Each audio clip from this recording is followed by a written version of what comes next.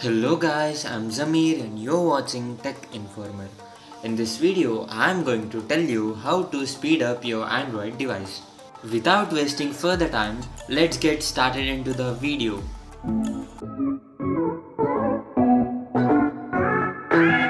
There are around 5 steps which you need to follow.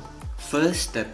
It's a universal fact that every device slows down when its storage becomes full or it's about to fill. So remember one thing, always keep your storage free. Many manufacturers are providing pre-installed bloatwares on your phone. Remove bloatwares from your phone. You can remove some of them, but you can't remove all the applications because these are system installed apps or internally installed applications.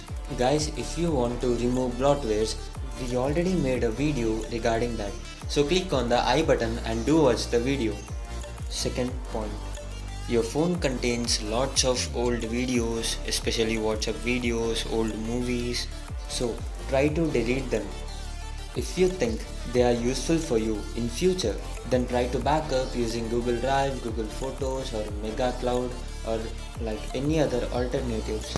If your device has a expandable storage option, then try to move your storage into your SD card so that you can free up your internal storage.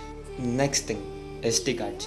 When it comes to SD cards, try using at least class 10 micro SD cards because these SD cards have good write speed. Of course, it costs more than 100-200 rupees in additional when compared to normal SD cards, but in long-term usage, it gives a lots of benefits. Animations, yes, animations. Many people love animations, even I do. When it comes to entry-level smartphone or a mid-range smartphone, according to the processing power, they do suffer when performing animations in between when switching applications and opening apps, settings and all. Animations is not that important. So turn off animations or reduce the animation speed by which your device performance will absolutely increase. Next, wallpapers. Yes, wallpapers. Many users keep live wallpapers, animated wallpapers in the lock screen or in the home screen backgrounds. So these type of animated and live wallpapers consumes lots of system resources, consumes lots of RAM and processing power, so that try to keep a solid wallpaper in your background. Many people leave applications in the background and some people remove all the applications in the recent tabs.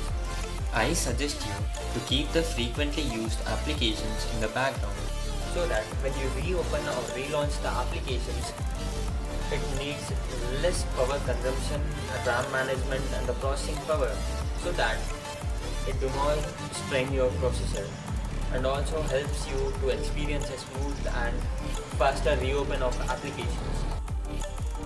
Launchers.